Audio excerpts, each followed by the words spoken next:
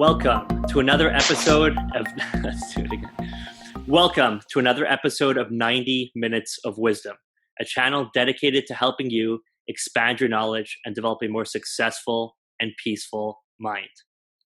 My guest today is a multi-modality healer rooted in Indigenous tradition. He empowers people by teaching and showing them how to unleash their true potential. He is a man of profound wisdom and insight. It is my pleasure to welcome to the show Brady Clifton Bennett. Welcome, Brady. Welcome, man. Hello. How are you doing? I'm doing so good that if I was any better, they'd probably try and tax me for it. Especially the way the world's going right now. Nice, bro. Good answer. I love the background. Yes. Very zen. Very cool. Yes, in the forest. Hey. Just like this out back. Oh yeah? All right. Nice. So why don't you actually tell me, where is it that you live? I am in Alert Bay, British Columbia, up in Canada, up on the north, near the north end of Vancouver Island. Cool. Amazing. Canada. And have you always lived there? More or less. I was born here. It's a little island. It's like a native residential school. Was what it was originally settled as, and my family's part First Nations. And originally, the island was brought in here, like First Nations people were brought in to go to residential school. And all the surrounding villages all around came in here. They were brought into this place. And if the parents refused to give up their children, they basically burned the village to the ground and took them anyway. Oh, wow. Oh, my God. It's tragic. Yeah, so they got taken in here. And then I think there was something like close to 50% mortality rate or something like that when they brought them in here. So it was a lot of stuff that went on with that, and it caused a lot of like emotional traumas and addictions and everything else. And throughout my entire life, I've seen at least one of my family member every single year of my life die. One of my family or close friends, because of not really understanding their power, or not really knowing or giving all their power away, or drug addiction, or killing themselves, or whatever the case might be. My God, that sounds extremely challenging environment to grow up in. Yeah, got me going on the whole entire thing about what makes us what we are. Because I've always been like a really curious mind, and after a while, my mom would say, go look it up yourself, and I went and I looked it up myself. Back in the day when she told me that, though, I didn't have the internet. I had like thesauruses and encyclopedias and dictionaries and National Geographic and all those things that were there. Those were my resources. I didn't have the internet. I had just the library and those little things where you put a little screen in there and you flip through and look for all those books on the screen, Really aging myself there by talking about that. Most people probably don't even know what that is now. Most kids nowadays. Yeah, I think there's something special. They say that people that grew up in that, I grew up, of course, before internet and all that, and I did my book reports with, library and encyclopedias, that there's this really special kind of thing to live before and after that, and how the kids that are born 1996 and later, they're born into social media and into that, and they don't know the world without, right? So yeah. Try explaining what the internet was like to them. It's amazing. The world's changed a lot. Yeah. Oh, I know. And we can't even remember things like we used to either. Like the cell phones really have changed the brain and the way that we think and the way that we focus and the way that we are able to do things. Like one of the things that I noticed with a lot of the clients that I have is there's a lot of ADHD, for instance. A lot of people have that nowadays, and a lot of it is because of social media, right? You sit on there, you jump on there, like the first hour of every day is where you start to train your brain on how to do things. So if you jump on your phone the first hour of your day when your brain is like a sponge, you're stripping on there and you're flipping through all of this social media, the next story, the next story, the next story. So what you're training your brain to do is have a no attention span, and just to flip to the next, flip to the next, flip to the next, and have absolutely no attention span. So if you actually stay away from all that stuff for at least the first and last hour of your day, your brain will be a little bit more attentive to what's going on and actually be able to pay attention to stuff. Like that's like a huge problem with people nowadays is not having enough attention, having such a short attention span that they can't even concentrate on things. Yes, yeah, well said. I'm a firm believer in that. Is a good morning routine where you shouldn't access news or your social feed or anything for the first hour if you can. I mean, 30 minutes is even something of accomplishment. Not to wake up to Mhm. those, and for that's because it sets the tone of your day. And a lot of the news articles, it's negativity, right? So you're starting with a negative tone, setting the tone for your day. Yeah, Um, exactly. and then going to sleep, like I said, the last 30 minutes or so going to sleep, it's the same kind of thing where your subconscious mind is working while you're asleep. So if you're in fear or in worry, it's just repeating in this fear and worry patterns, right, in your subconscious mind, which is terrible as well. So yeah. Yeah, the greatest cure for fear is action. Mhm. Yeah. Just do it. Like Yeah. Nike says, just do it. A lot of people, they sit there and they rip everything apart and they're like, oh my God, what if this happened? What if that happened? And then they get what's called paralysis by analysis. Mhm. They end up in anxiety. They end up in stress. They end up making themselves physically ill and sick. That's one thing that I've noticed with my background of like just studying, just learning, and really realizing where people come from. It's all up in here, Mhm. in between your ears, you know, up in between your brain. Essentially, like we're all dropped down into this body with unlimited potential, and then we're hacked down over the years via our five senses, mostly in the 7 years of life, which form our subconscious programs, something that we call the SHIP, neuro-linguistic programming, right? Strategies, habits, impulses, and physiological responses. These are things that are fired off and they steer the direction of everything in our life, no matter what. It's the ship in the background that's going to steer the direction of your life, your strategies, your habits, your impulses, your physiological responses, which have all been hacked down over the first few years of your life. And if you can get into that, then you can actually change the very course of your life. Like Morgan Freeman, for instance, everybody says he's a great voiceover guy and he's so amazing and he's this and he's that. What they don't realize is that he takes time to set himself in the motion of being that already before he ever even gets there. That's called neuro linguistic programming, which I have a master level NLP practitioner certification because I was curious and I dove into a whole bunch of things. And so that's one of the modalities that I use with people is how to rewire the neural pathways and the subconscious programs that go on inside of their brain. Like for instance, one of my clients had a fear of standing up, being seen and heard, didn't know why. She was a businesswoman, didn't know where that came from. Came to me, I went back, we removed it. Turns out when she was a little girl, she was standing up on the monkey bars and going, look at me. And a bully came along, pushed her off. She fell down, got her, went to the hospital, right? So we went back and we changed the way that affected her. We realized that it was the bully's problem, not hers. We changed the whole entire thing about that that was only one time thing, but it doesn't mean she's gonna fall down when she gets up in front of the crowd and everything else. We changed that whole entire program and the reaction towards that. And within 1 week she was calling me up being like, what the hell did you do to me? This is bloody awesome.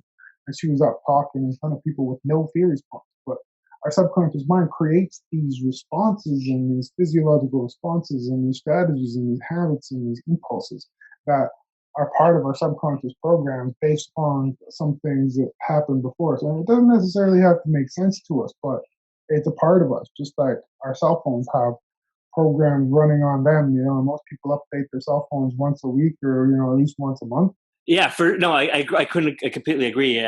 What you're saying, that's a fascinating story, and it's that yeah, it's like 95% subconscious, 5% conscious. So you have to use the 5% to program the 95, and then let it run right its course.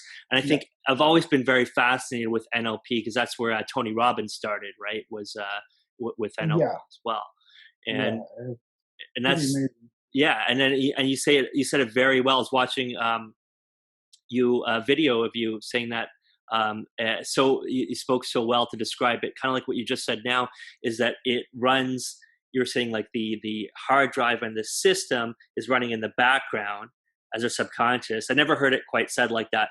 And then our conscious mind is like what we're seeing, like the screen that we're seeing, right? Very much like a computer, right? Like Mm, the computer, you have the hard drive. You can't see what's on the hard drive, but it's running what's coming up on the screen. The yeah. screen is the conscious mind. The hard drive is the subconscious mind, and that's what output runs what comes up on our monitor. That's just like right here in our so-called perspective of reality and what we actually think is real. But really, we're only seeing a fraction of what's real. Reality, we see 20%, 80% we miss, and it depends on our filters. So if you're positive, if you're negative, and what you said, Yeah. which you're programmed to look for. I think it's a little bit less than that, personally. Mm. I heard the numbers are we're bombarded by 400 billion particles of information every single second. We can only comprehend 2,000 of that, which Mm. means that within every second that we live, there's 200 million completely different realities within every second that we live. And that's just if it's completely different, right? If you go back and you actually start to mix and match it a little bit, 10% here, 5% there, 10%, 50-50, whatever, and you start to mix and match it a little bit, the number becomes infinite. Mm. As to what different realities. But there's 200,000 completely different bits of information that we're bombarded with every single second. So it's really about perception. Who you see a little piece of the puzzle over here. Like let's see, okay, in between my fingers, you see what's in between my fingers. That's what one person sees. What's over here, another person sees what's over here. Another person sees over here, another person sees them. And there's like a whole bunch of different pieces to the puzzle, and it all really depends upon what we choose to see, how we react to every single second, and how we actually take it in. Mm. Just like that whole thing, let's say, for instance, one of your best friends buys a yellow car, okay? You all of a sudden start seeing that yellow car out there everywhere. It doesn't mean that yellow car didn't exist before you started noticing it. Yeah. It's the same kind of concept of a lot of different things. All these different things are out there, but it doesn't mean that we're actually taking it in and noticing these things. Yeah, that's it. And that's how, magicians work. And that's how they can be tricked with an illusion, right? Because they know they're so good at understanding what we're going to see and how our mind's going to process the information that they can do something like make something Mhm. disappear right in front of our eyes. And there was an Yeah.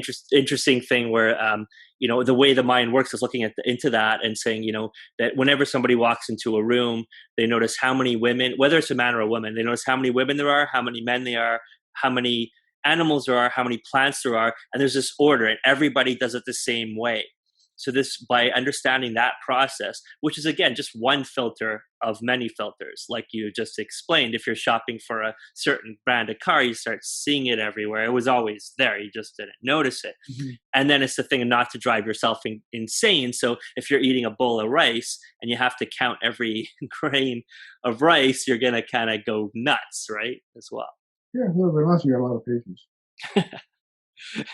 But that Some would people be do.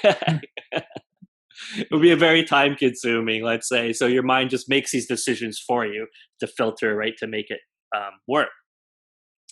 And as well, it fills in, right? It fills in different things. So if there's like gaps in your memory, it uses like a type of Adobe Photoshop kind of thing process in your brain and just fills those parts in. We think that that's the way it happened, but it's not. It's got to be some continuity to our life memory.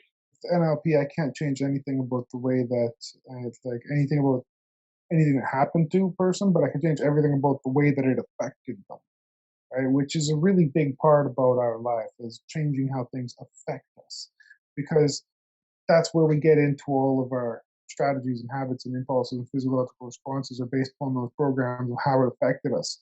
Like, for instance, someone's dad told them that they weren't good enough when they were a little kid. They internalized that. Really, the dad was the one who thought that he wasn't good enough. Going back and looking at that memory and realizing that that was what it was, and actually guiding them through the different process of tuning up their own brain. One lady, one time with NLP, what she did was she had a garlic allergy, right? And she was deathly allergic to garlic to the point where she had to inject herself with an EpiPen. And so she went to one of my colleagues there with this thing, and he actually ended up helping her to get over the garlic allergy and deal with it, because it was a subconscious program that was running within her brain. She had no idea until she went back and actually started running through the whole entire process and going through the memories of why that started. And it turns out when she was a little girl, she was raped by a guy whose breath smelled like garlic. And so her body created an allergy to garlic to try and protect her. Now I'm always looking for myself and say, what about these blocks I don't know? I'm completely unaware of. Like, how do I find them? Well, you have to go in and kind of deal with them. What I do is I guide people through a series of different visualizations, and I go and I actually do like what's called a mind map, looking into their mind and walking through the seven different levels of like the subconscious mind, and walking through a few different things and actually helping them to look within their own mind and go within their own subconscious programs and kind of look back within their own memories and their own mindscapes and actually see what's going on inside there themselves. Like, I don't go in and say, hey, this is how it is. Everybody's experience is slightly different. Hmm. I'm just a facilitator for change because I understand how the brain works. Right. So I actually guide people through the process of finding those different limiting beliefs and going back into, sometimes it takes several sessions to actually go back and get into it because it's so deeply rooted that, you know, it might be it was pounded in there like a million times as a kid. And so we got to go back and deal with the several times in which it was pounded in as a kid and deal with a couple of different people who pounded that belief in or whatever. And sometimes all it takes is one time. Mm. It really depends on each person. Each person is completely different. Like some people, they learn it once. Other people, they learn it by doing it many times. What I would do with people is I would actually lead them through like their own mind and show them a number of different exercises and then see what comes up with those exercises that we do and then take notes on that. And then with the notes that I take on that, I figure out a little bit about where their programming's at, a little bit about where they're at with that. And, you know, hopefully we've dealt with at least a couple of different limiting beliefs by that time because that's kind of what we do. We go in the brain and we deal with the limiting beliefs, or I can also help people to anchor into a position of like wanting to be somebody or do something. Because NLP is a lot about that. It's a lot about modeling people's excellence. It's a lot about modeling like the way that people do things. My first time ever doing yoga, actually, my first time ever doing yoga, it was kind of a little bit embarrassing at first, actually, to be honest with you. There was all these women all around in a big, huge mirror, and they were all balancing on one leg and pulling their leg way up. I couldn't even get my foot off the ground. I tried to pull it up, and I almost fell over. And so I put my toe, like my foot was right here, right on the ground, flat on the ground. And so I actually had my other foot up against here and touched my heel and touching the floor, which was a little bit embarrassing. You know, all these other girls were like pulling their leg way up, and I couldn't even let my toe leave the ground to keep my balance. And so I was going through the downward dog and the upward this and that and everything else, all these different like cat's pose and all these different, the different routines they do. And then I was like, okay, well, with the repetitive thing of this so far, what we've done is we've come back to the other foot. So we're probably going to come back to the other foot. So what I did was I visualized myself. Like I used all of my NLP training and I visualized myself standing up perfectly straight, being able to balance a 3D image of me like as real as can be. All the feelings, all the sights, all the sounds, all the colors and everything. And I just fed it into it the whole time. I was doing like the downward dog and all the other poses that they were throwing at me there, knowing I was going to come back up to that. And then when I got back up to that, I stood up, stepped into the 3D image, took on all of the energy of that, stood up, balanced, pulled my leg up, and it was funny because some of the reactions from the girls were like, "Was he just messing with us earlier, or what? Like, what the heck? He can balance perfectly well on this foot. How was he like just?" And they looked confused, genuinely confused. And it was really funny because I did that with learning how the brain works. It's amazing. Wow. Yeah, like your speed of learning is like super super accelerated. That's must have been cool. Yeah, when you understand how the brain works, it absolutely is. It can be a real, like, true grandmaster of NLP can slip their own wrist and stop it from bleeding. Like they have so much control over their bodily functions. Our body is capable of so much more than what we ever give it credit for. You know, you look at all these people that are out there and they got all these things that they're doing with their mind. Like, for instance, the Tibetan monks. I don't know if you've ever seen the show where they have I razor have. sharp double speared bamboos Yeah. I have this both Shaolin ends, monks. Yeah, yeah. and then they put it on their jugular. The double they like slice through apples and stuff to show how sharp it is, and they put it on their jugular, put their arms up to the side, and walk towards each other until the bamboo snaps without even a mark on their throat. Yeah. because they were able to control their body and their molecules and their whole cells within their body. Yeah, they focus their chi, their life energy into one. They can focus it into one spot, right? And it's some absolutely amazing. Yes, I have seen that.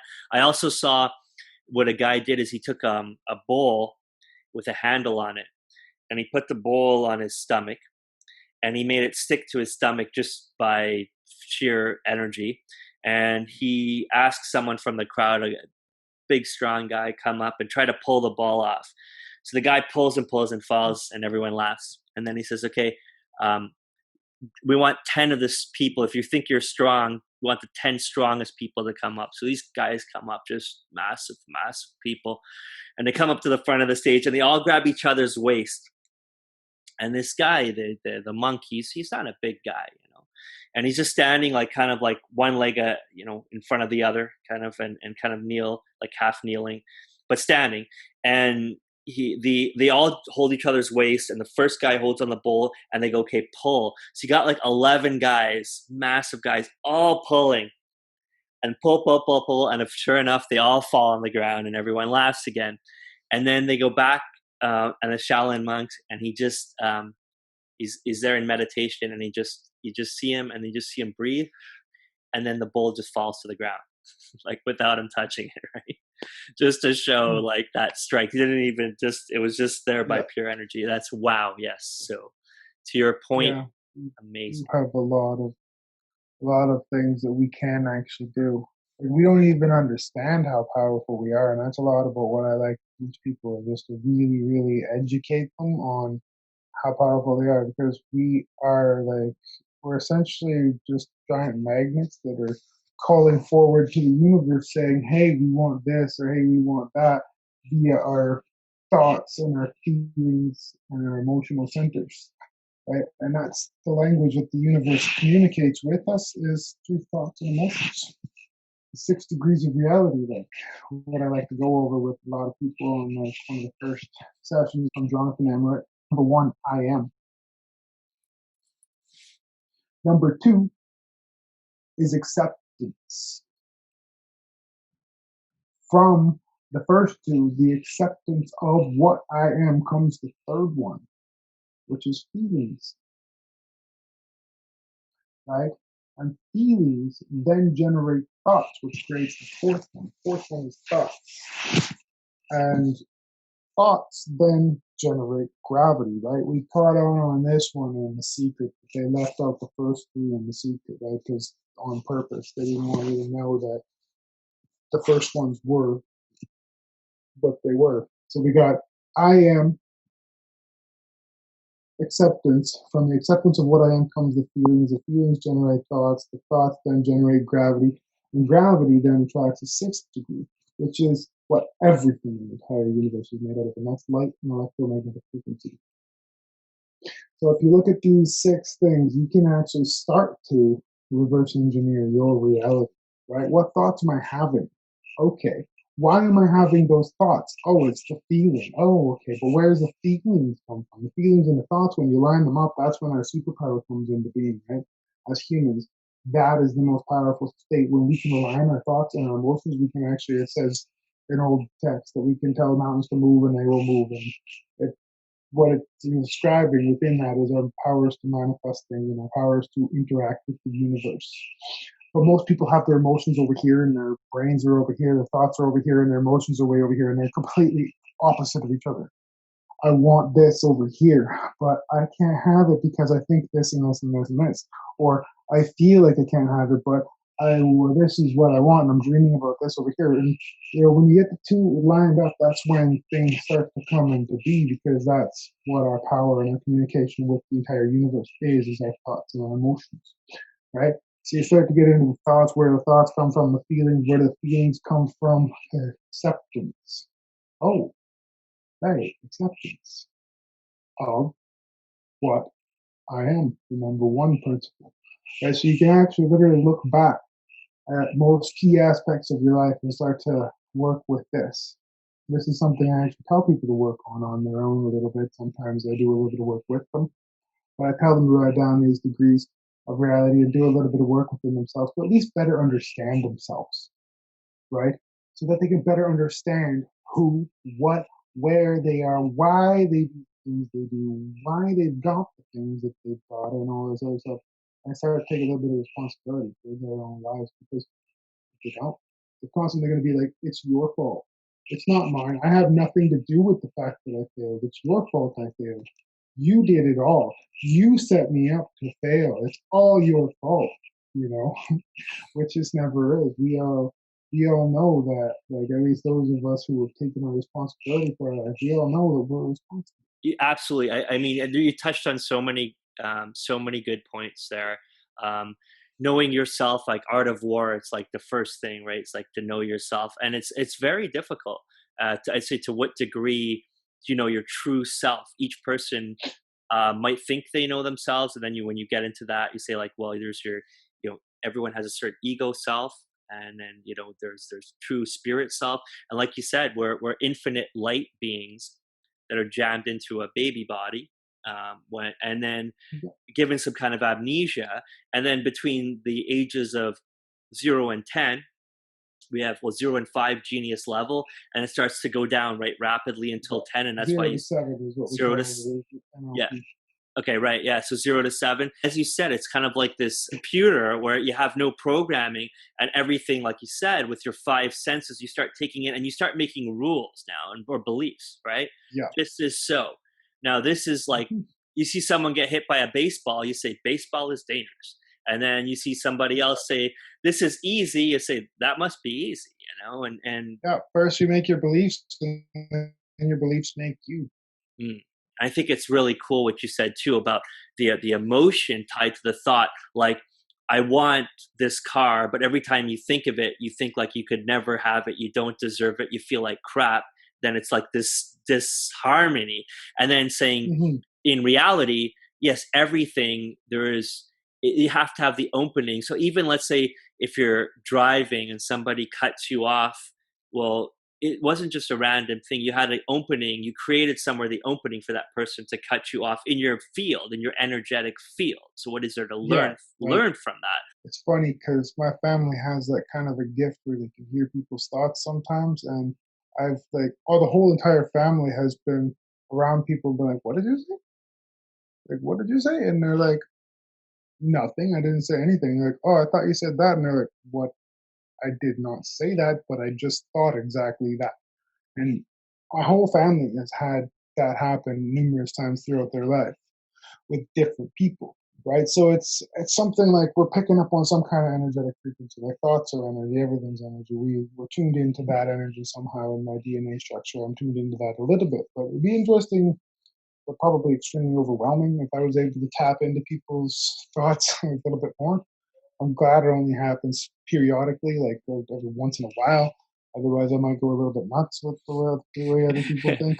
Yeah, I was thinking the same thing, because there's that But movie. It's called "What Women Want." There's this old movie, right? I think that was the title, with Mel Gibson, where he could start hearing the thoughts of women, where you can, and yeah, it starts, and it's kind of, obviously it's a romantic comedy. It's a silly movie, but the concept yeah, is of driving yourself kind of crazy by hearing, right, all these different thoughts around you. But yeah. that's like a And it's cool. one of the things too, like that I work with people is, okay, if you don't have a solid opinion on who you are, you can take everybody else's opinion and internalize it. Everybody else's opinion of you is going to be what you think of yourself, what you think of your own self worth. So you need to tell your own damn story, your own damn self worth, your own damn self belief, and your own damn worth, whatever, everything that you got in your life. If you don't sit there, you don't tell your own story, you don't say who I am, you don't say I'm confident, I'm amazing, I'm powerful, I know that I can do this, you're going to come in there and you're going to take everybody else's opinion of, you're a piece of shit, you can't do it, you should just end yourself. They come out of that and they take that internally, but not realizing that that's nothing to do with them at all. Like, everybody that sits there and screams at you their opinion and tells you all this other stuff, that's their little piece of the puzzle over here, in between my fingers. Like, that's over here. You're over here. You see a different piece of the puzzle. You don't have to necessarily agree with every single person that's out there, especially if they're negative and telling you that, you're this or you're that. And whenever somebody tells me, like, I used to get bullied a lot as a kid. I used to be a really small kid and everything else. I used to get beat up. I used to get like really, I moved around a lot, and I didn't know how to fight. I didn't know how to do anything. I didn't know how to protect myself. And yeah, I got beat up a lot as a kid, and I internalized it for a little while, and then I just went and I played. I just had fun, and that's just what kids do, right? We go and we play, and that's a lost art that we lose as adults too, is to deal with trauma by play. To when a kid has something traumatic happen, he's like, "Let's go play. Let's play. Let's go play. Come on, let's play." And that's a kid's response to trauma, and that's actually one of the best ways to deal with it, with the trauma, is to actually get your mind into a frame of joy and pleasure and satisfaction, instead of sitting there and reliving the whole thing 10 billion times in your mind and thinking it's going to happen every single second of every single day. Humans are one of the only animals out there that will internalize stuff and live it again and again and again and again and again and again and again and again and again as if it's happening right now. Yes, But it yes. only happened once. Well said. Very well said. I completely agree. We have this tendency to beat ourselves up, run that negative thing. We made a mistake. We run it over and over and over, and Yeah. then we're attracting that negative energy. And we're not being in the now. We're living in the past. But by bringing that past energy into the now, we're actually sabotaging our future. With that, by that same Oh, yeah. negative Mm, energy, right, being pulled to us. exactly. And then I think it's brilliant what you said too about children, how they can get like hurt or fight with each other and they're crying, and then it's like 5 seconds later they're laughing with the same kid and they're playing, and you're like, man, why can't we do this? You'll never have two adults in an argument and then count to 5 or 7 seconds and then they're laughing and something out of it would just be so, it's unheard of. And their capacity to forgive and to change emotional states like that, I think is very cool, and we can absolutely learn from it.